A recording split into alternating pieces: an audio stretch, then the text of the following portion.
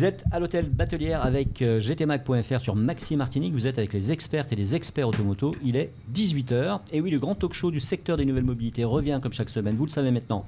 Avec JM de la bande à JM, mais je ne suis pas tout seul. On remercie d'abord les partenaires. Merci à Speedy Martinique, merci au Crédit Mutuel Anti-Guyane, merci à Joe Magazine et merci à l'hôtel Batelière qui nous reçoit, bien sûr. Cette semaine, nous sommes plus que jamais dans le fil de l'actualité et du monde, on va dire, le fil de l'actualité de notre île, grâce à nos chroniqueuses et nos chroniqueurs. Faites du bruit. Vous allez voir pourquoi on parle de ça tout à l'heure. Faites du bruit pour Éléonore Théodose. On peut l'applaudir bien fort. Voilà. On peut remercier donc Andrea Tufano qui est avec nous ce soir, Vanille Lemoulier qui sera avec nous la semaine prochaine, Yona Namrit, Orlan Ladiva des Antilles qui nous rejoint aussi semaine prochaine. On est dans une spéciale, là c'est un peu particulier. Et Jimmy Tomer, pareil, qu'on reçoit la semaine prochaine. Nous recevrons dans un instant avec plaisir le commandant de la gendarmerie de Martinique, également commandant de l'EDSR, l'escadron départemental de sécurité routière de Martinique, en la personne du capitaine Julien Desmet. Merci, on peut l'applaudir si vous êtes d'accord, un petit moment, voilà, c'est sympa. Il est accompagné du major Emmanuel Perrichet, adjoint justement à l'EDSR. Alors c'est quoi le DSR ? Escadron départemental de sécurité routière. Voilà, on le savait, hein, on a voulu vous le dire, que vous le disiez. Nous parlerons donc bruit et en fait nuisance sonore des 2, 3 ou 4 roues. Nous ferons le point sur ce que dit la loi, sur les seuils des décibels possibles dans nos quartiers et sur nos routes. Nous parlerons sûrement prévention, mais aussi répression un petit peu quand même, voire même d'un nouveau radar. Un nouveau radar donc, qui est expérimenté sur la région parisienne, le Méduse, le fameux radar anti-bruit déjà donc presque prêt en France métropolitaine. On verra peut-être avec les gendarmes s'ils ont quelques informations à nous donner. Quels sont les moyens des forces publiques de la gendarmerie pour mettre fin à ces nuisances pétéradantes et quelles sanctions finalement peuvent s'appliquer ? On verra ça donc, pour les contrevenants. Nous parlerons aussi dans la continuité de cette conversation avec Gérald Talmancy, ingénieur sanitaire de l'Agence régionale de la santé, donc l'ARS. Il nous apportera son expertise sur les nuisances sonores répétitives et son impact sur la santé, entre autres, s'il est d'accord, bien sûr. Alors il faudra parler, Gérald, bien près de votre micro. Gérard, pardon. Bien près de votre micro, Gérard, parce que c'est un micro directionnel et il faut parler vraiment en face de lui. Est-ce qu'on est d'accord là-dessus ? Oui, ça vous va ? C'est parti. Le programme est très intéressant. La vraie information. La vraie information, comme on dit souvent dans cette émission. Avant de démarrer, simplement, je voulais juste rappeler que c'est le mois qui arrive au 1er novembre, le mois sans tabac plutôt. Donc n'hésitez pas à aller sur le site moissantstabac.fr pour prendre des bonnes résolutions. Prendre des bonnes résolutions, voilà, et essayer d'arrêter de fumer. Ça a été mon cas, j'ai arrêté il y a une dizaine d'années. C'est vrai que ça change la vie véritablement. Donc c'est le moment ou jamais d'essayer. Surtout qu'en plus, vous avez en allant sur le site, vous avez un kit gratuit d'arrêt du tabac sur 30 jours. Vous avez plein de gens qui peuvent vous accompagner. Enfin, il y a plein de choses à faire en allant sur le site, même en Martinique. Hein, Puis ça ne coûte rien d'essayer. Ça fait toujours faire des économies les premières semaines et c'est mieux pour la santé, c'est sûr.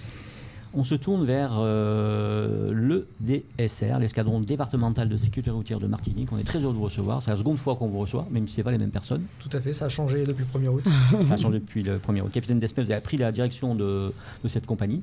De l'escadron départemental de sécurité routière. Tout à fait. Armé à 29 personnels au total. Bon.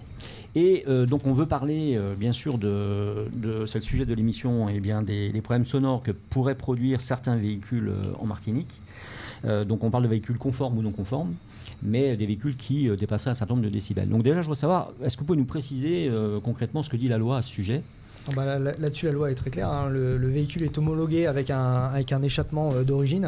Oui. Toute modification entraîne une perte de l'homologation du véhicule. Oui. Après, parfois, on peut avoir des changements d'échappement dans le cas d'un usage classique. Soit on remet de la pièce constructeur, soit on remet de la pièce homologuée.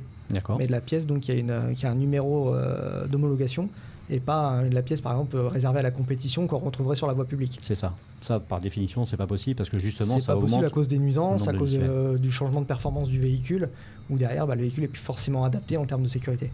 Alors, pour apporter une petite bémol, il faut quand même aussi préciser deux, trois bricoles, comme par exemple que le fait que ça soit souvent des motos qui sont un peu plus bruyantes, ça s'explique aussi par l'engin lui-même, puisque le pot d'échappement est à l'extérieur, les bruits moteurs sont plutôt...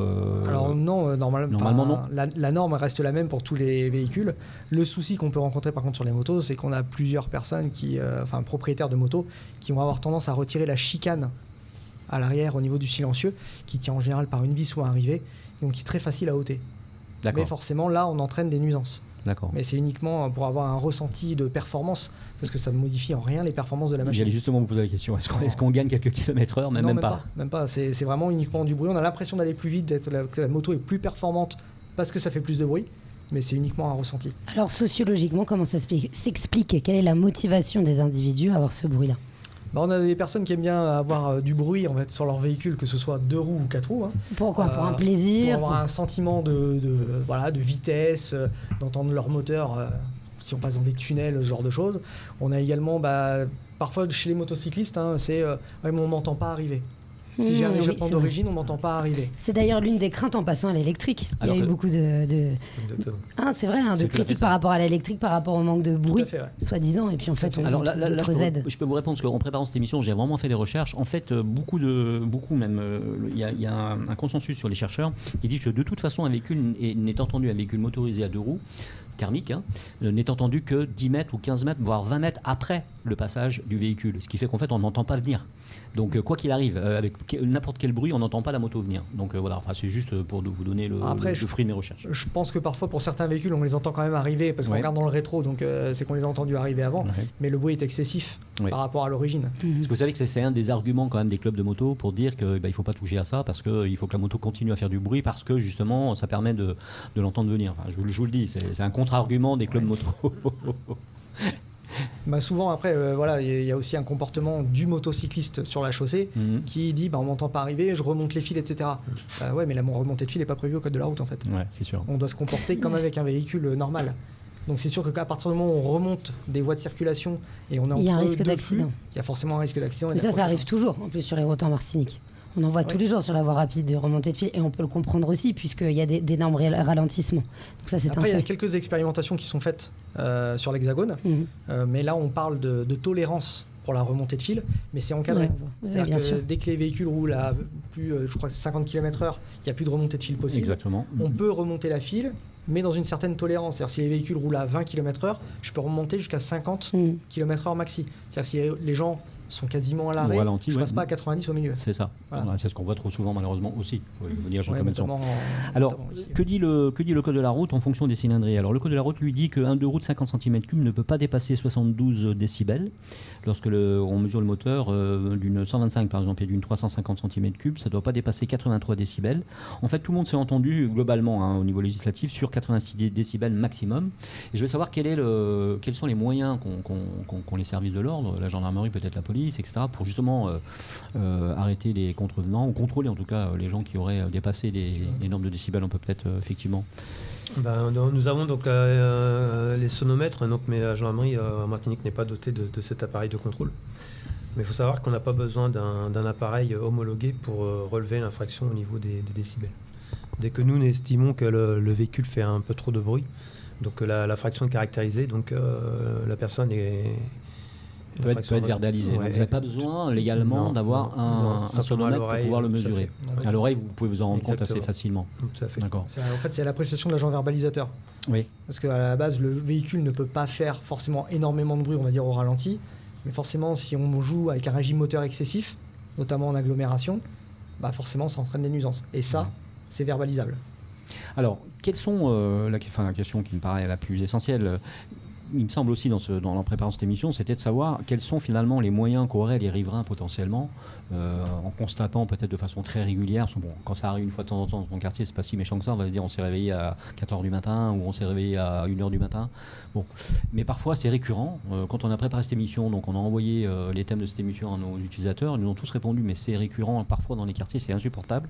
Quels sont les moyens qu'auraient les riverains donc, pour pouvoir justement essayer de trouver une solution et je ne sais pas, peut-être une médiation je pense avant d'aller porter plainte, peut-être s'il y a des solutions. La première solution, avant de se rapprocher immédiatement des forces de l'ordre, c'est la municipalité. Oui.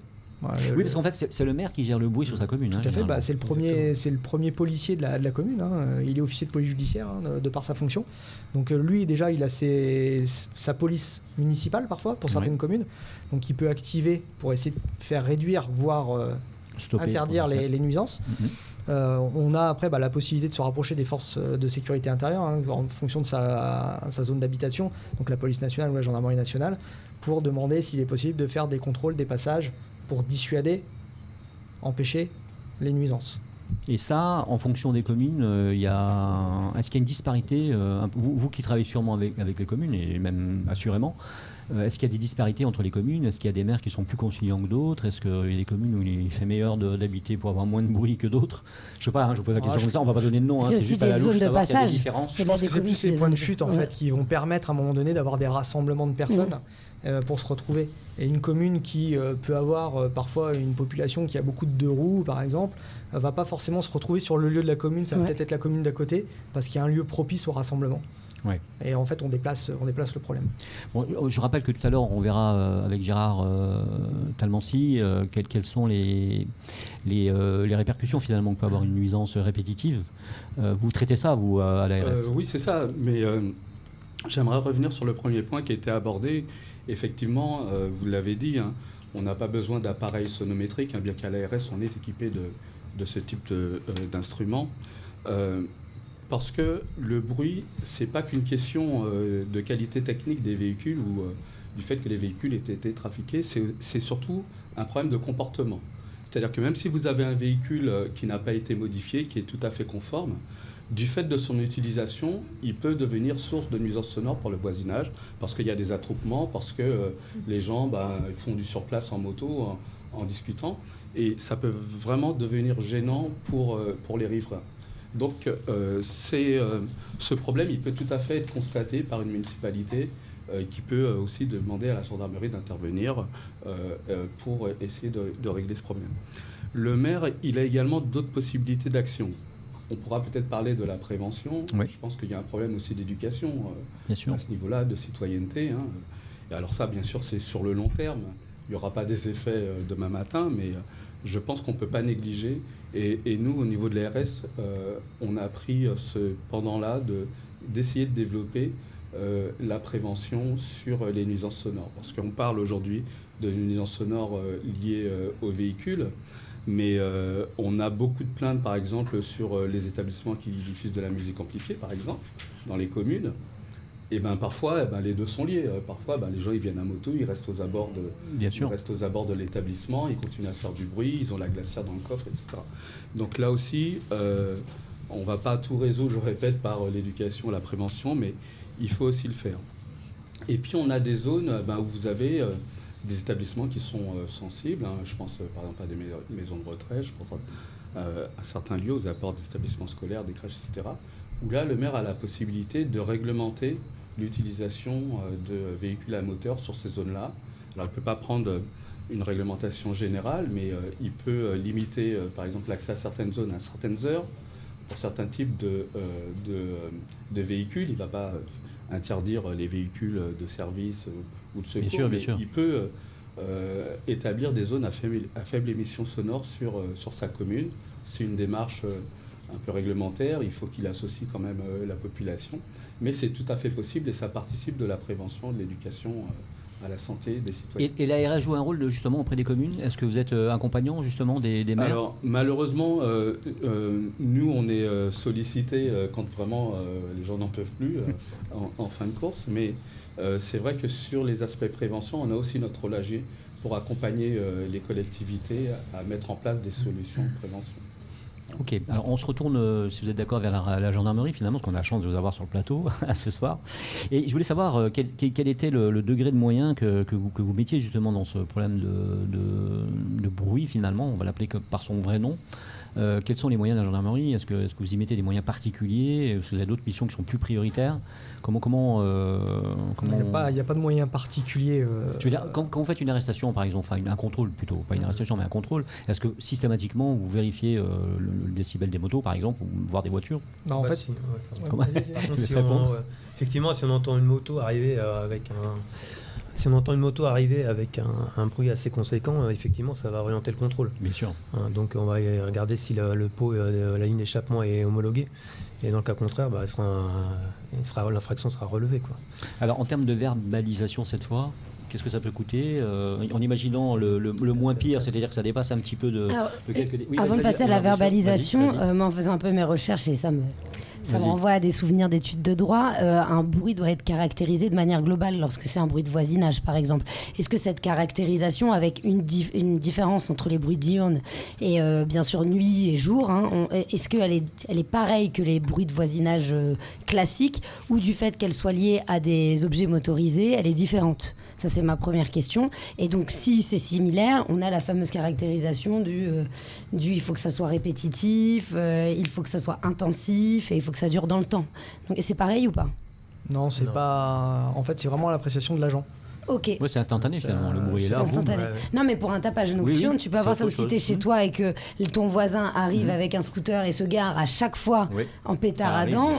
Voilà, c'est pour ça que je posais la question. Ça peut être assimilé à un bruit de perceuse ou quelqu'un qui serait dans son jardin. Non, c'est vraiment l'appréciation des agents qui sont sur le bord de la route. Donc vous êtes beaucoup plus libre, vous n'êtes pas dans un carcan de paramètres. Ce qu'on voit souvent quand on est en contrôle, c'est qu'on entend le véhicule, comme disait le major, arriver relativement vite, avec des régimes moteurs excessifs, tout simplement parce que les vitesses supérieures ne sont pas passées. Et quand on nous voit, d'un seul coup, on entend l'enclenchement des vitesses pour faire descendre le régime moteur, être plus discret, etc. Donc nous, ça va nous inciter à un contrôle. Après, c'est pas parce qu'on a constaté qu'on verbalise à chaque fois. C'est aussi le discernement du gendarme sur le bord de la route qui va déterminer si oui ou non il y a un abus. Oui, puis vous pouvez voir s'il est de passage ici et là lui faire un rappel, ou si à ce moment-là il y a un voisin qui dit bah oui, ça fait 15 fois qu'il passe, et là c'est différent, ça joue en sa défaveur. Oui, bah après il y a des plaintes parfois des riverains qui vont signaler par exemple tous les jours à telle heure j'ai un gars en moto, en voiture qui passe devant chez moi à une vitesse excessive, il fait du bruit, il n'a pas d'échappement, etc. Bon, à un moment donné, on vient nous au jour et à l'heure où c'est signalé, et on constate. Et à ce moment-là, et suite à la constatation, du coup, ça fait le pont avec ta question. Je me suis Mais alors, j'ai une petite question. Je voudrais savoir, parce que là, on parle des véhicules, on va dire, de type standard, et tout ce qui va être hypercar et tout ce qui va être véhicule de catégorie historique. On sait que même sur un contrôle technique d'un véhicule historique, c'est pas du tout la même validation. C'est-à-dire qu'il n'y a pas le contrôle sur l'émission de CO2, et il n'y a pas non plus le contrôle sur tout ce qui est les bruits. Donc par exemple, une vieille Jeep des années 70 ou autre, ou alors même une hypercar récente avec une certaine autorisation, comment ça se passe? Parce que légalement, c'est possible. Et donc, dans ce cas-là, les braquejack, on peut penser aux braquejack qui sont une exception aussi régionale, qui ont évolué, mais c'était le cas. C'est des phénomènes très particuliers quand même. Oui, mais ce sont des phénomènes particuliers comme le site Andrea. Tous les 6 mois, je veux dire. N'empêche que ça dépend dans quelle région on est. Quand on est en métropole, mais ici sur l'île aussi, il y en a beaucoup qui sont importés par des particuliers. Je sais pas, vous avez la réponse à ça? Par exemple, vous voyez un véhicule qui a une nuisance sonore qui est évidente, mais qui est classé véhicule historique, vous ne pouvez rien faire. En fait, si son dispositif d'échappement est conforme à l'origine et que le véhicule à l'époque a été homologué comme ça, en fait, la personne n'est pas en infraction. C'est ça. Par contre, si la personne a un véhicule historique et a mis un échappement de compétition sur ce véhicule historique pour des rallyes, pour ce qu'on veut, mais qui roule sur route ouverte, là, il se retrouve en infraction. D'accord. Et c'est là où la subtilité, c'est vraiment le discernement en fait, de l'agent qui est sur le bord de la route qui va décider, déterminer si oui ou non c'est verbalisable. Oui, c'est le gendarme quand même qui prend sa décision, etc. Bon, quant au braquack, on va attendre un peu parce que là c'est un autre sujet, on va dire, qui est un peu plus complexe. Même si évidemment c'est un problème sonore évident. Qui ne dure pas que 4 jours. Il y a une application politique, il y a plein de choses, donc on en parlera de toute façon sûrement. Mais moi je voudrais qu'on revienne, si vous êtes d'accord, sur la verbalisation, savoir ce que ça peut coûter potentiellement. Petite infraction de rien du tout, quelques décibels en plus, ou alors carrément il n'y a pas de pôle échappement. Voilà. C'est le même montant. C'est le même montant, voilà. C'est le même montant, c'est une contravention de 4e classe. Donc qui est à 135 €, minoré à 90 € en cas de paiement dans les 15 jours et 375 € quand c'est majoré. Quand c'est majoré, d'accord. Après, ça entraîne par contre l'immobilisation du véhicule. Alors, c'est ce que je vais vous poser une question. Qui peut être plus contraignante, on va dire, pour la personne. Oui. Mais ensuite, on en revient toujours à la même problématique. C'est-à-dire que la personne qui a un pot d'échappement qui est non conforme sur son véhicule, il va être verbalisé. Si derrière, on fait l'immobilisation sèche, comment il remet en conformité son véhicule? Eh oui, c'est ça. Donc souvent, ce qui est pratiqué, c'est une immobilisation, on va dire, un peu provisoire. C'est-à-dire qu'on invite la personne, on le fait un retrait de carte grise, on lui donne un certificat d'immobilisation, et on lui dit, vous passez me revoir. Quand? Dans une semaine, avec l'échappement remis en état. Ok, si vous êtes d'accord, on s'arrête un moment là-dessus, on fait une petite pause publicitaire, et on se retrouve dans un petit moment, on reverra Gérard Talmoncy, s'il est d'accord, on reparlera un petit peu de la partie sanitaire, on fait la petite pause pub, on revient tout de suite.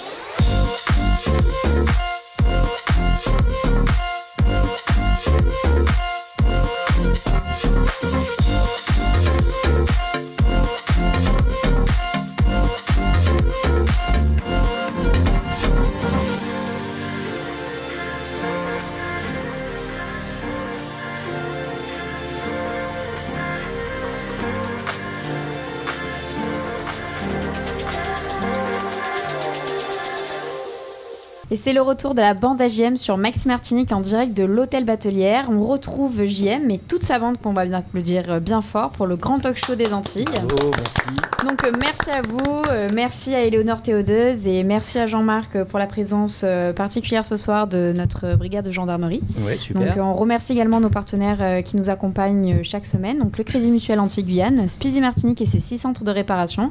Merci à Joao Magazine et bien évidemment gtmac.fr. On est avec le commandant de l'EDSR, l'escadron départemental de la sécurité routière, le capitaine Julien Desmay. Il est accompagné du major Emmanuel Perrichet. Donc on parle de nuisances sonores, 2, 3 ou 4 roues. On a déjà bien abordé le sujet. Et si vous êtes d'accord, on se tourne un petit moment vers Gérard Talmancy pour reparler un petit peu du rôle de l'ARS à ce niveau-là, parce qu'il n'y a pas que le bruit des 2, 3 et 4 roues, on en parle depuis tout à l'heure. Il y a aussi d'autres bruits, ceux liés au comportement des personnes, d'un objet, d'un animal, ceux provenant d'activités professionnelles, sportives, culturelles et de loisirs, ceux d'un chantier public par exemple ou privé. En ce moment c'est mon cas, moi ça fait 3 mois qu'on a des travaux en face, on a des bruits tous les jours à midi. Ça commence à midi au moment où on est censé se reposer. Alors c'est vrai que j'ai pas cherché, j'ai pas posé de questions, etc. Mais est-ce qu'on a le droit en Martinique, est-ce qu'il y a une législation particulière? On va parler du week-end, puisque tout le monde m'a posé aussi la question quand on a préparé cette émission. Est-ce qu'on peut faire du bruit le week-end? Répondre une fois pour toutes, si c'est possible ou pas. On parle de, vous savez, de rotophile, on parle de tondeuse, on parle de tout ça. D'horaires spécifiques. Des horaires spécifiques, etc. Et est-ce qu'on peut, je vous demande de me répondre si vous pouvez, bien sûr, est-ce qu'on peut, entre midi et 2, attaquer des travaux? Non, mais je vous pose la question parce que je pense que ça va parler à beaucoup de gens. Est-ce que quand vous arrivez de votre travail pour faire votre repas, vous êtes censé recevoir des machines dans tous les sens voilà. Est-ce que c'est possible ou est-ce que c'est lié à Et le l'autorisation bruit des du maire? animaux aussi. Et le bruit des animaux, bien sûr, hein, on a parlé de tout ça. On se tourne vers Gérard, qui va sans doute nous répondre, bien près de son micro. Oui, alors, tout ce dont vous me parlez, hein, les bruits les bruits de chantier, le chien qui aboie, oui. Et l'utilisation de la débroussailleuse, y compris le week-end, tout ça, ce sont des bruits de voisinage. Vous avez un arrêté préfectoral qui réglemente tous ces bruits et qui prévoit, par exemple, je sais que les bruits les plus gênants, c'est le voisin qui passe la débroussailleuse, oui. Et surtout maintenant la souffleuse. Et Dieu sait qu'on en a besoin, parce que ça va vite. Il choisit justement l'heure de la sieste oui. pour faire son jardin. Donc tout ça, il y a un arrêté préfectoral qui réglemente les heures où vous pouvez avoir ce type d'activité.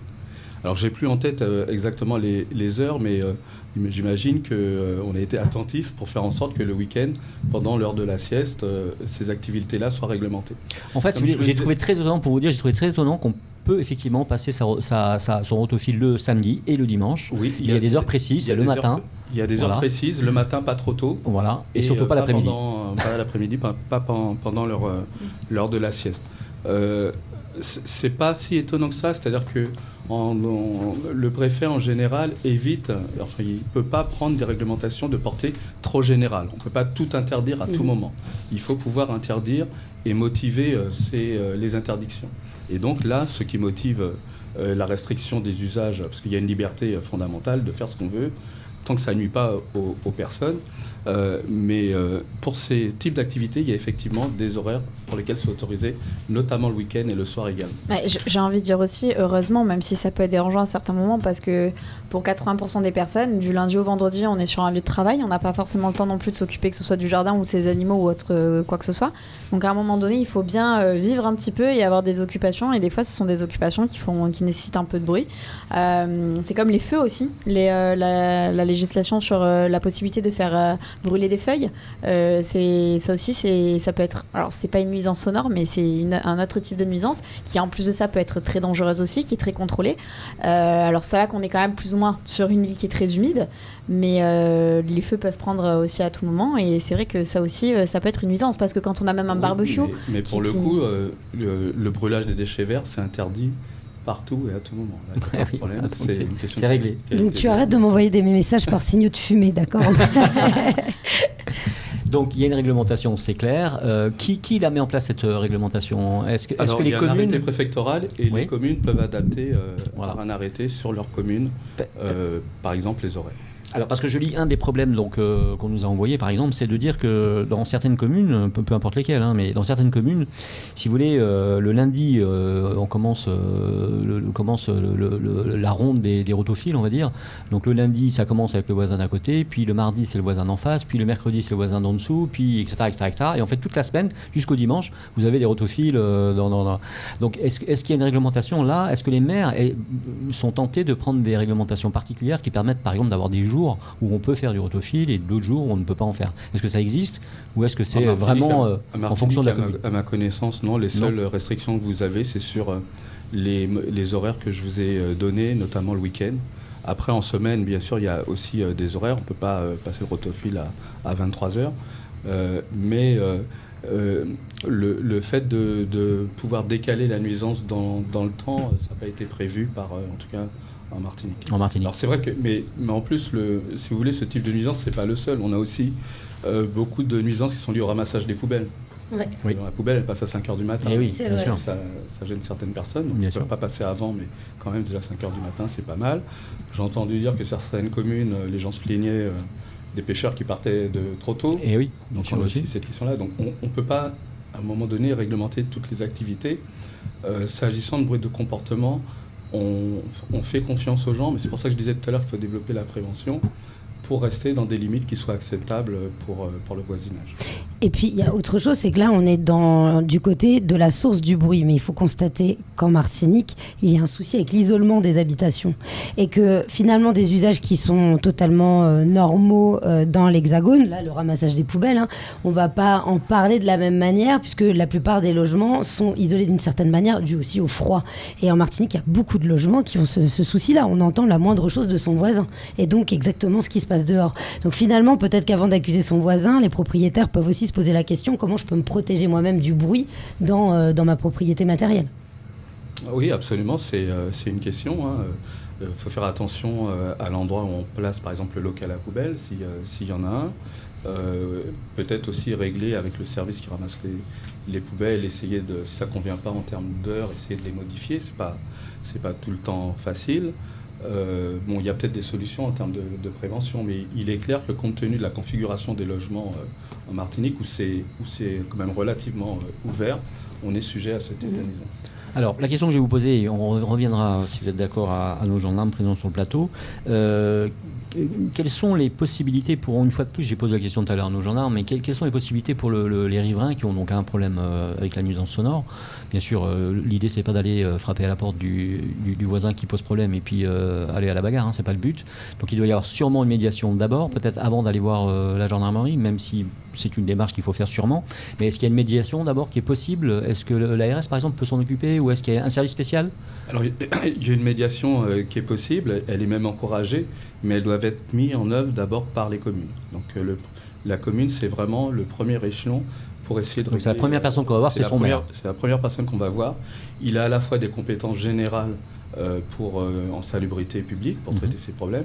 Il a aussi quelques compétences particulières qui leur permettent d'intervenir, par exemple, sur les bruits motorisés. Mais c'est vrai qu'il le fait souvent en collaboration avec la police nationale ou la gendarmerie. Hein. C'est difficile d'interpeller les personnes. Mais ça reste vraiment le premier interlocuteur des personnes. Donc il peut agir directement par sa police municipale, qui peut établir des procès verbaux et aussi faire remonter les constatations au niveau du procureur. Il peut aussi agir par la prévention, en concertant avec les habitants des quartiers. Je vous ai dit, en intervenant au niveau des établissements scolaires pour éduquer dès le plus jeune âge. Enfin, il y a toute une palette d'interventions qui sont possibles. La difficulté, bien sûr, c'est que les communes n'ont pas toujours le personnel compétent qui sont... Peut-être formé aussi, peut-être qui est formé. Je pense notamment pour les établissements qui diffusent de la musique amplifiée, où là, on doit regarder si l'établissement est en règle du point de vue de l'étude d'impact des nuisances sonores, du point de vue simplement de l'autorisation d'exercer ce type d'activité. Et à ce moment-là, ils font effectivement appel à l'ARS et on intervient vraiment en soutien si on a besoin d'aller, par exemple, jusqu'à des mesures sonométriques dans un cadre réglementaire. Donc, on peut caractériser la nuisance, par exemple, d'une activité. Et ensuite, donc, la suite, c'est quoi? Ensuite, c'est transmission au procureur. Et puis une plainte potentielle, etc. Voilà. D'accord. Donc je reviens vers nos 2 gendarmes qu'on a le plaisir de recevoir ce soir. Finalement, les nuisances sonores, globalement, alors les nuisances sur les 2 roues, 3 roues et 4 roues, on en a parlé, mais globalement, est-ce que ça représente un pourcentage assez important de nos interventions? Je n'ai pas le recul nécessaire aujourd'hui sur la Martinique pour donner un résultat précis. Bon, il faut reconnaître que les interventions pour tapage sont régulières en règle générale. Ce qu'on constate souvent, c'est que quand il y a un souci de tapage, notamment dans le voisinage, c'est la première des démarches, c'est que le voisin ne va pas voir l'autre voisin pour lui signaler son inconfort dû au bruit et lui dire est-ce que c'est juste possible de baisser légèrement le volume, par exemple si on parle de musique. Parce que souvent, en fait, les gendarmes sont appelés, viennent voir la personne qui commet le tapage. Et là, c'est excusez-moi, on nous a appelé, vous pourriez... Ah, on vous a appelé, je suis surpris, oui, je baisse. Je suis pas au courant. Oui. Voilà. Non, en fait, on n'ose pas, ou on a peut-être peur de faire la démarche, d'aller voir le voisin en disant ce serait bien de baisser. Faire du bruit. Après, on a aussi des problèmes de voisinage qui parfois en fait se règlent comme ça. En fait, c'est à celui qui embêtera le plus l'autre. Donc, on a des problèmes de tapage. Après, ce qu'on rencontre aussi, c'est parfois sur les lieux de fête, notamment dans des salles dédiées qui sont parfois implantées à proximité immédiate des habitations. Où là, on se retrouve avec des niveaux, des musiques amplifiées, donc un niveau sonore excessif. Et là, certaines municipalités font le choix de climatiser les pièces en question, enfin les salles en question, de façon à pouvoir fermer les fenêtres. C'est déjà une première mesure qui permet de réduire le bruit extérieur. Et aussi de mettre des systèmes de surveillance de décibels. Vous avez un petit écran en fait. Voilà, je ne connaissais pas le terme technique, merci. Allez-y, on vous a pas entendu, Gérard. Oui, c'est un limiteur de pression acoustique qui permet de bloquer, de brider l'appareil, c'est peut-être un terme que vous ne connaissez plus, de brider l'appareil à un certain niveau sonore. Et par exemple, dès qu'on va dépasser les 90-95 décibels, automatiquement ça coupe. Il y a une réduction du son qui est faite et ça permet pour le voisinage de moins subir les nuisances. Exactement. Concernant les rotophiles, je réinforme quand même aussi deux, trois choses. C'est que certaines grandes métropoles ou mégapoles même en Europe, Londres en particulier, Paris, ont créé des zones très spécifiques où il n'y a plus aucun bruit possible, même de rotophiles. C'est-à-dire que les gens qui coupent l'herbe avec des appareils électriques. Et la transition énergétique prévue par le gouvernement en 2030 puis 2035 sont compris bien sûr les appareils thermiques, donc les tondeuses en particulier. Et certains pays ont déjà interdit les tondeuses en centre-ville, par exemple, vous voyez, pour les jardiniers. Pour vous dire à quel point la société est en train de changer et est en train de comprendre que le bruit, c'est une nuisance, une vraie nuisance. Et justement, je me retourne encore une fois vers vous, Gérard, parce que vous êtes, je le rappelle, ingénieur sanitaire pour l'ARS. À force, à terme, de subir soit la moto tous les jours qui passe à la même heure, soit de subir des bruits permanents de voisinage, qu'est-ce que ça peut provoquer finalement sur la santé? Alors déjà sur la santé directe physique et sur la santé psychologique, est-ce qu'il y a un impact? Bien sûr, il y a un impact. Il faut savoir que le bruit, c'est un véritable problème de santé publique. C'est le second après la qualité de l'air. Donc c'est quand même... c'est important de le redire peut-être. C'est le second après la qualité de l'air. C'est quand même énorme. C'est gigantissime. C'est énorme parce que finalement vous avez deux types d'effets. Ce qu'on appelle les effets auditifs, donc les effets directs sur l'audition. Il faut savoir que vous naissez avec dans l'oreille interne ce qu'on appelle des cellules ciliées. Vous en avez un nombre déterminé. Et quand elles sont abîmées, elles ne se réparent pas. Donc vous avez un capital auditif et il ne cesse de décroître. Un peu comme pour le soleil et la peau. Voilà, un peu comme le soleil au cours de votre vie. Mais seulement vous pouvez accélérer cette décroissance justement par les agressions sonores. Donc vous pouvez, en fonction des niveaux sonores, aller jusqu'à la perte totale d'audition. Et c'est ce qui arrive à des millions de Français. Aujourd'hui, c'est 140 milliards les dépenses annuelles pour traiter ces problèmes auditifs chez les gens, les équiper, etc., diagnostiquer.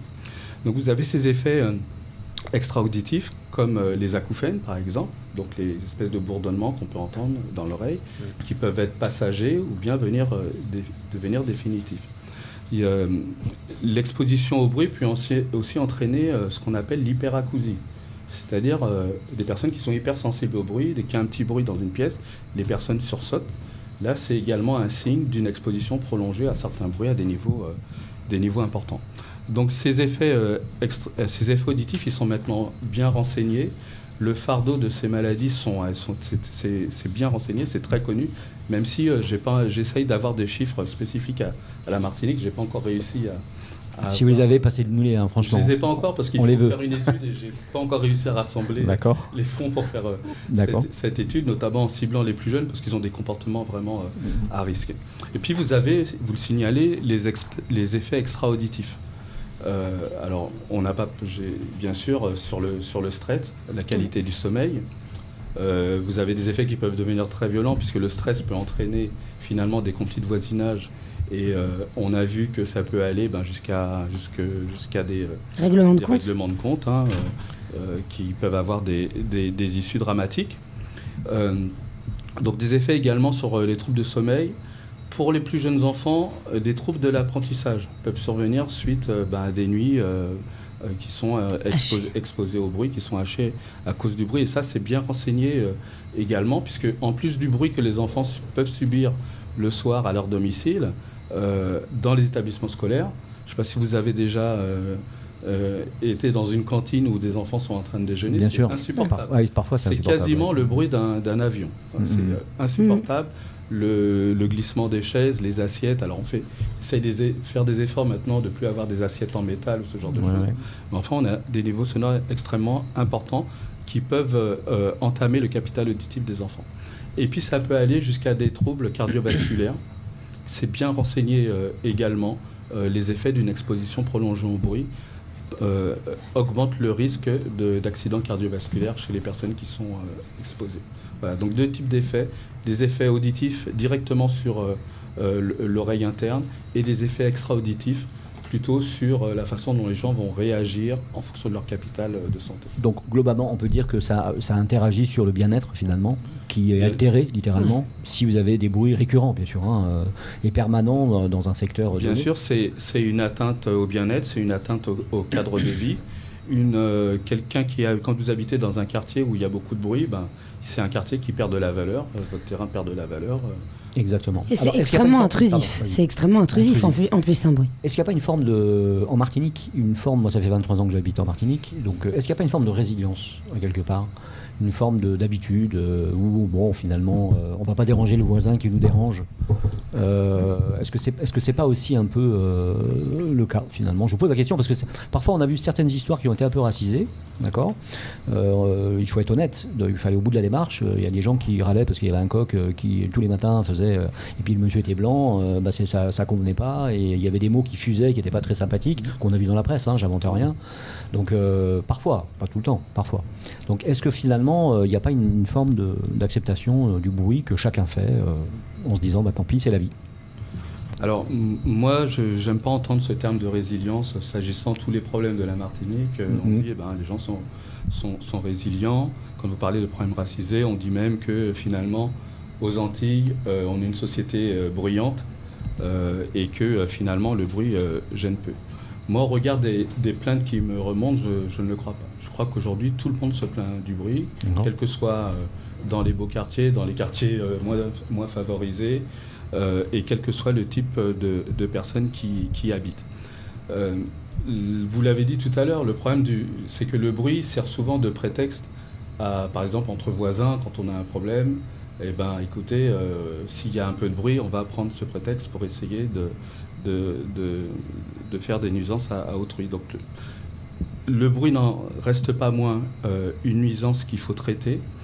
Maintenant, je pense que tout le monde a intérêt finalement à régler les difficultés. Il y a quelqu'un qui me disait qu'il ne faut pas non plus que la Martinique devienne un EHPAD géant où on n'a plus le droit de s'amuser. Oui, c'est sûr aussi. On n'a plus le droit d'avoir des activités. Je suis d'accord avec cette proposition. Simplement, je pense qu'on a à la fois les moyens réglementaires et aussi les moyens en termes de prévention, de concertation, pour essayer de concilier la tranquillité publique et les activités des personnes. Alors, on y revient dans un instant avec nos gendarmes présents sur le plateau. On fait une petite pause publicitaire. À tout de suite.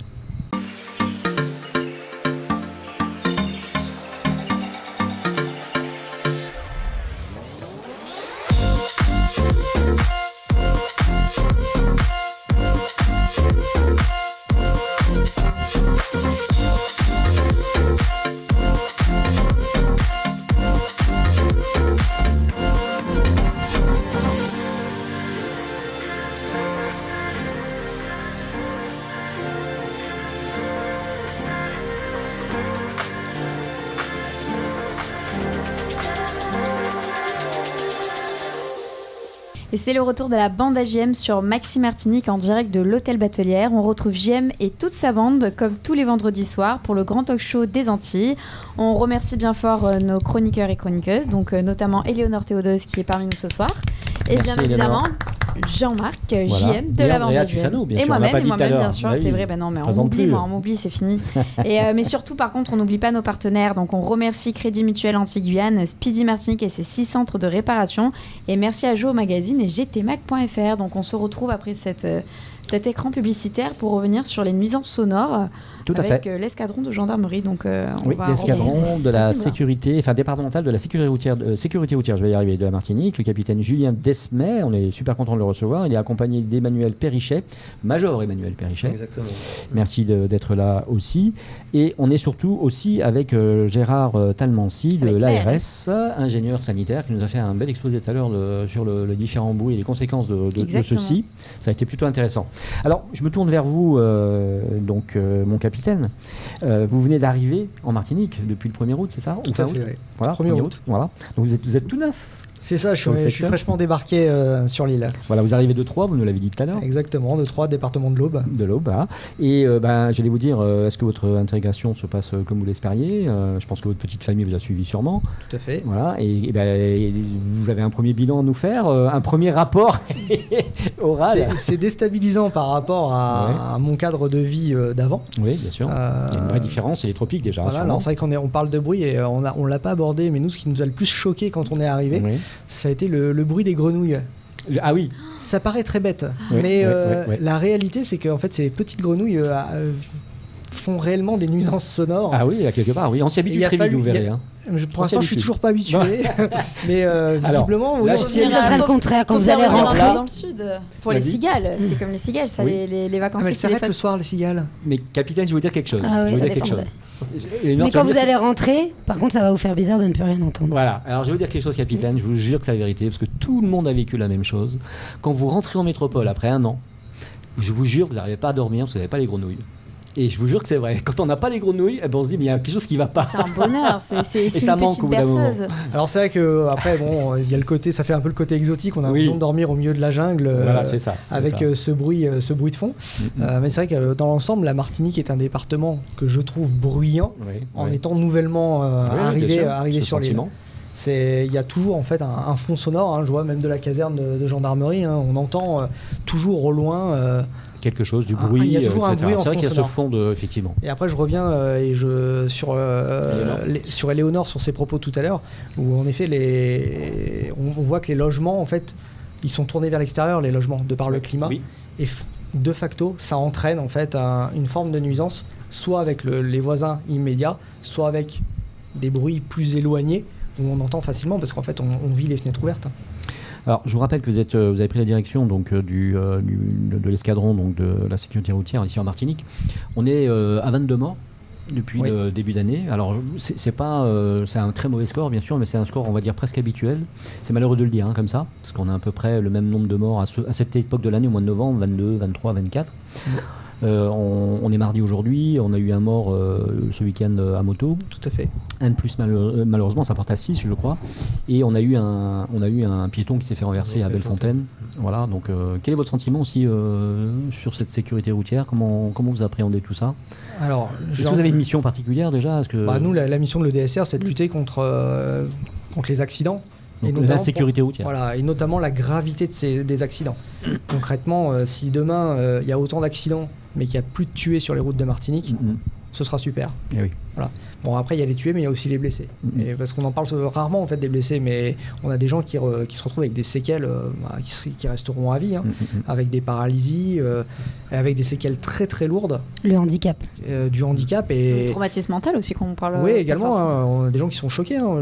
Si on parle, quand vous renversez quelqu'un, par exemple, si on prend l'exemple de ce week-end, la personne qui a conduisait le renversé. véhicule, mon avis, pour s'en remettre, elle a ça été doit emmenée être, à l'hôpital, mais parce qu'elle était en état de choc, en fait. Ah oui, tout bien sûr, simplement. ça doit être terrible, bien sûr.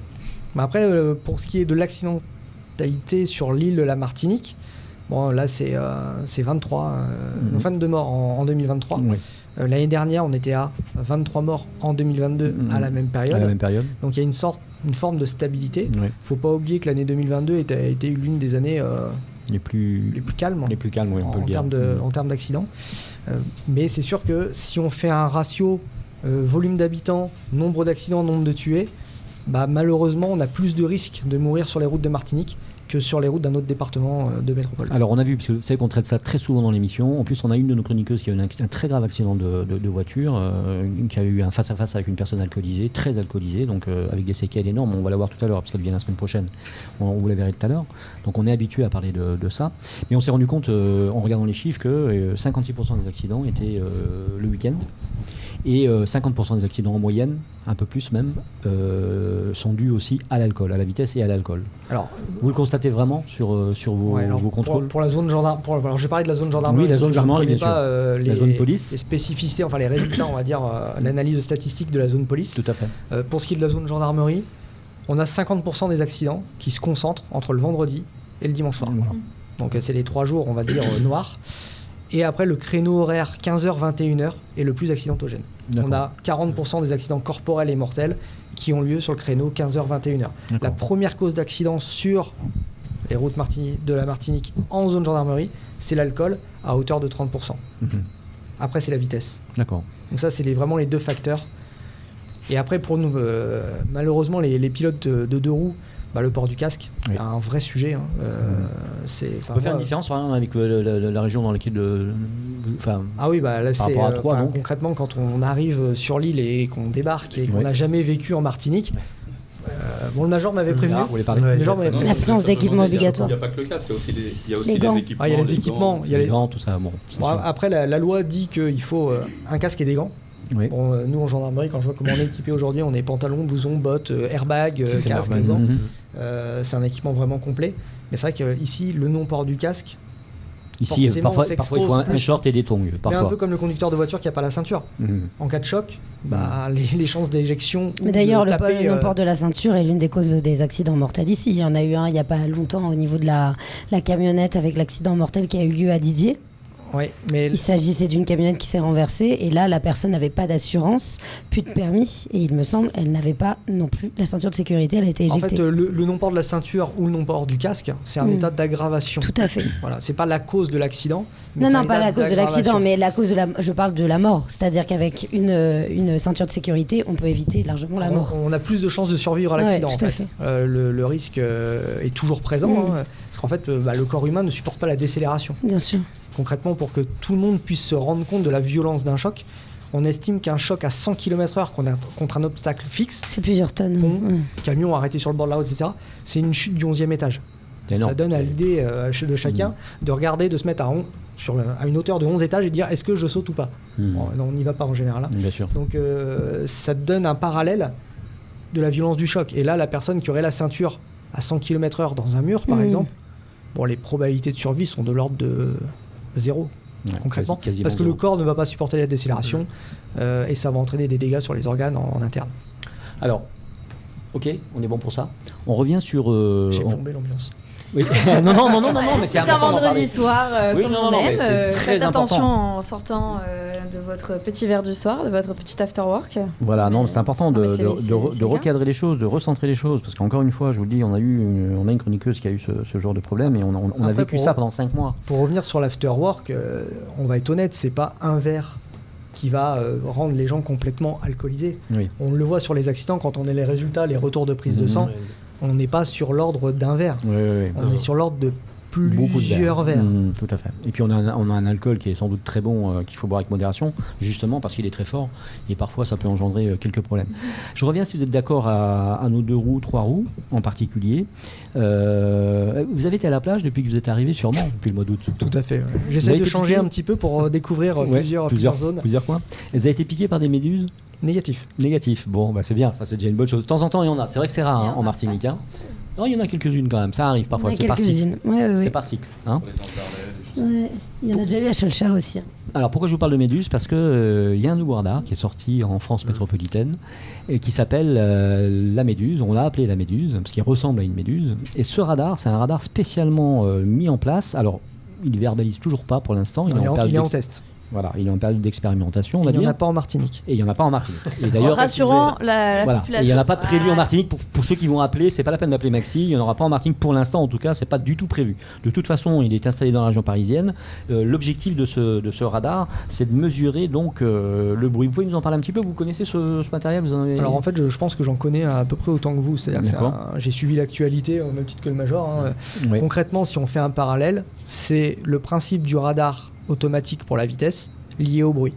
D'accord. C'est-à-dire que là, l'appareil ne mesure pas la vitesse, il mesure le bruit du véhicule et verbalise en fonction des émissions de bruit, et derrière adresse un avis de contravention à la personne, à l'instar d'un excès de vitesse. Alors, il faut savoir que vous avez entièrement raison, c'est tout à fait ça. Et en plus de ça, donc le seuil sonore a été défini d'ailleurs pour ces appareils-là, quand ils seront mis en service, ça sera entre 85 et 90 décibels. On parlait de 92 décibels tout à l'heure pour les motos les plus fortes, les plus musclées, voilà, les plus musclées. Donc, est-ce que vous pensez que ce genre de... Sans compter que ceux qui, bien sûr, préconisent l'installation de ce radar, c'est souvent des sociétés privées au départ, hein, bien sûr, qui sont ensuite, qui vendent leur matériel au gouvernement, disent qu'en même temps, il aura un effet dissuasif sur la vitesse, puisque à l'approche du radar, on aura tendance forcément à réduire la vitesse. Alors, c'est vrai qu'il y a beaucoup de radars déjà en Martinique, mais est-ce que vous pensez que c'est un outil qui pourrait, venir accompagner justement le problème du bruit et de... Le bruit est souvent lié aussi à la vitesse, pas toujours, hein, mais souvent ça va de pair. Bon, c'est des radars qui sont placés en agglomération, parce qu'en fait le code de la route prévoit un seuil de 85 décibels en agglomération. D'accord. Donc 50 km/h ou zone 30, mais c'est des radars qui sont placés en agglo pour respecter le seuil des 85 décibels pour un véhicule 2, 4 roues, peu importe. D'accord. Mais en attendant, le radar en question, c'est vraiment une phase de test qui sera peut-être développée en Martinique et qui apportera peut-être un plus à la sécurité, parce que ça fera réduire la vitesse des gens. Alors par contre, j'étais très surpris que vous n'ayez pas de sonomètre finalement. Non, parce qu'en fait, on n'en a pas besoin pour verbaliser. Pas vraiment besoin. On en a parlé en début d'émission. Voilà. On peut le faire. Hein, je l'ai déjà fait avec les camarades de l'ARS, où un agent de l'ARS nous accompagne avec le sonomètre pour faire les mesures, mais c'est pas une obligation. D'accord. C'est pas une obligation. Et est-ce que vous avez des opérations spécifiques liées justement aux problèmes sonores des véhicules? On fait des opérations pour lutter, on va dire, contre les échappements non conformes. Hein. Oui. Bon, après, voilà, c'est aussi un travail quotidien dans le cadre du service normal. Il n'y a pas besoin peut-être d'opérations spécifiques, vous voulez dire? Non, on pourrait en faire une, parce qu'on a un axe qui est reconnu pour être très fréquenté par des véhicules qui ne respectent pas, on va dire, les émissions de bruit, mais après, c'est plus du service courant. Major Périchet, vous êtes là depuis plus longtemps sur l'île? Oui, je suis arrivé l'été dernier. L'été dernier, bon. Vous faites le même constat finalement? Oui, tout à fait. Ouais, au niveau du bruit, j'ai constaté également que c'était assez bruyant. Donc, notamment les deux roues, pour les remontées de fil, comme on disait, on les voit dans les rétros arriver avec une vitesse plus que la normale, assez excessive. Et oui, j'ai constaté que l'île était assez bruyante quand même. Ouais. Ok, écoutez, on se tourne encore vers Gérard, s'il est d'accord. On a parlé donc de l'effet du bruit finalement sur la population. Quels sont les accompagnements que pouvez-vous mettre en place? Est-ce qu'il y a par exemple des campagnes de communication qui peuvent être prévues par l'État par exemple? De sensibilisation. On en a souvent parlé dans cette émission. Hein. Parfois même j'étais un peu critique en disant oui, mais est-ce qu'il ne manque pas un peu de communication justement auprès de la population pour expliquer que ceci, que cela, peu importe le sujet? Je pose la question. De santé publique, on peut le dire, on le fait pour les autres choses. Donc c'est vrai que ça serait logique que ça soit fait dans ce sens-là. Si, mais peut-être que vous n'avez pas été suffisamment attentif. Mais peut-être aussi, c'est possible. Il y a eu, non, mais c'est vrai que ça fait un moment qu'on n'en a pas fait. Mais on a effectivement non seulement cette possibilité, mais cette compétence de l'ARS de faire de la prévention sur les risques auditifs. D'ailleurs, dans le plan national santé-environnement, c'est une des actions phares. Puisque je vous ai dit, c'est le deuxième en termes de santé publique, c'est un fardeau très important. Simplement, comme nos moyens ne sont pas extensibles, c'est souvent ciblé sur certaines populations à risque. Donc on vise beaucoup les jeunes enfants et les adolescents, notamment pour les risques liés à l'écoute de la musique amplifiée, dans les concerts, avec les baladeurs, etc. On a aussi la possibilité d'accompagner les collectivités pour, par exemple, mettre en place des zones à faible émission sonore. Vous avez parlé d'équipements électriques, etc.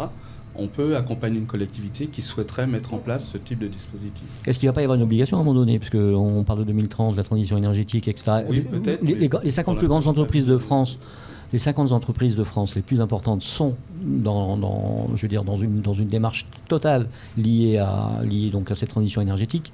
Est-ce que les entreprises martiniquaises aussi, d'ailleurs, industrielles, mais est-ce que qui va mettre en place cette transition énergétique pour les communes, par exemple, pour les petites sociétés privées qui passent des rotofils thermiques, parce qu'il y a la pollution sonore, mais il y a la pollution aussi. Rappelez-vous que quand vous avez un rotofil qui passe autour de chez vous, vous avez des NOx, du CO2 à tire-larigot, vous en prenez pour un mois là tranquille. Tout ça, là, ça va être à un moment donné, ça va être réglementé forcément. Sur les grosses agglomérations, vous avez déjà une réglementation qui est une réglementation européenne que normalement la France aurait dû décliner sur ces grosses agglomérations. Pour l'instant, il y a un contentieux parce que la France n'est pas à jour. Et pas à jour, oui. C'est pas que là-dessus. Ils sont beaucoup on est en retard. On va dire qu'on est en retard. De l'environnement, on n'est pas toujours à jour. Mais pour les petites communes telles qu'elles existent en Martinique, ce type de réglementation-là n'existe pas encore. Il faut que ce soit de la volonté d'un maire d'instituer des zones à faible émission sonore, de réglementer l'utilisation de certaines activités, etc. Pour l'instant, on n'en est pas là en Martinique. Mais est-ce qu'il y a une communication auprès des maires de l'ARS? Est-ce qu'il y a une relation véritable auprès des maires pour justement changer les choses? Absolument. On fait beaucoup de lobbying auprès des maires. Alors, on le fait de manière intéressée parce que on reçoit beaucoup de plaintes et on aimerait bien limiter à la base le nombre de plaintes. Bien Donc, sûr. on essaie d'accompagner les communes pour qu'elles aient moins de nuisances sur leur territoire. Et surtout qu'elles sachent comment réagir en cas de problème de nuisance sonore. On peut les accompagner aussi si, par exemple, pour leur prêter un sonomètre, pour soit faire de l'éducation, soit faire de la répression. Donc on a toutes ces possibilités-là. Vous étiez donc à l'hôtel Batelière avec gtmac.fr sur Maxi Martinique. Vous étiez avec les expertes et les experts automoto. On était content de vous avoir une fois de plus avec nous ce soir. On veut remercier donc Speedy Martinique qui est notre partenaire. Merci au Crédit Mutuel Anti-Guyane qui nous parraine également. Merci à Joe Magazine et merci à l'hôtel Batelière qui nous reçoit. Cette semaine, on a été vraiment près de l'actualité, on peut le dire. Merci à Léonore Théodose qui a participé à cette émission avec Merci plaisir, à vous, c'était très intéressant. Merci à Andrea Tufano Avec de nous grand avoir plaisir. accompagnés idem dans cette émission. Merci au capitaine Julien Desmet à qui on souhaite vraiment une excellente intégration. Merci et merci jusqu'à pour quand l'invitation. Merci à vous en tout cas. Jusqu'à quand Pardon? Jusqu'à quand vous restez en Martinique? Le contrat initial est 3 ans et après on peut faire un an supplémentaire. Si les grenouilles, c'est pas trop compliqué. C'est ça. Donc je vous rappelle que vous êtes commandant de l'EDSR, l'escadron départemental de la sécurité routière de Martinique. Vous êtes aussi commandant de gendarmerie, on est d'accord? Capitaine. Capitaine. Après, le commandant de la gendarmerie. De la gendarmerie, Oui, voilà. De ça, Martinique, c'est le général Vaquette. Le général exactement. J'ai Vaquette. des petits très bien, je vous ai présenté peut-être. C'est pas grave, ça C'est m'a pas grave, valorisé. Ça va valoriser. J'espère que vous aurez la prime qui va avec. Moi, je verrai avec Vous le allez général. demander. Il a beaucoup d'humour, alors je pense que... Merci donc au Major Emmanuel Périchet. Merci à vous d'être venu. Ça nous a fait Merci plaisir beaucoup de vous avoir. Donc vous êtes adjoint vous à l'EDSR. Et bien sûr merci donc à Gérard Talmancy de l'ARS, ingénieur sanitaire, qui nous a apporté beaucoup d'informations sur l'effet que peut avoir le bruit à répétition. Oui, c'est surtout important de signaler que je suis surtout responsable du département santé-environnement, donc on ne s'occupe pas que du bruit. Que du bruit, Il y bien a sûr. toutes les questions qui fâchent, comme la chlordécone, les sargasses, Exactement. la qualité de l'air, etc. Bon. On est aussi sur On ces en questions-là. reparlera. Si vous êtes d'accord, Gérard, vous serez sans doute de nouveau invité dans l'émission. On reparlera donc de ces sujets avec plaisir. Exact. Moi, je vous rappelle que tout le week-end, c'est le multisport sur RMC Antilles, diffusé par Maxi Martinique, vous le savez maintenant. Dès lundi matin, retrouvez par contre la matinale d'Apolline de Malherbe, vous le savez aussi, suivi du Moscato Show avec le copain d'Éléonore, Éléonore. le copain adoré d'Éléonore. C'est ça? Ouais, moi j'ai le plus dire. envie d'en parler, je suis désespérée de ne pas le voir. Ah bon. Je vais parler de Vincent Moscato. Je t'ai dit qu'il est pas loin, il est venu à Toulouse. Il reste plus que l'Atlantique à traverser. Merci à vous en tout cas, Merci. mon capitaine major. Et merci à vous, Gérard. À la semaine prochaine avec plaisir. Au revoir.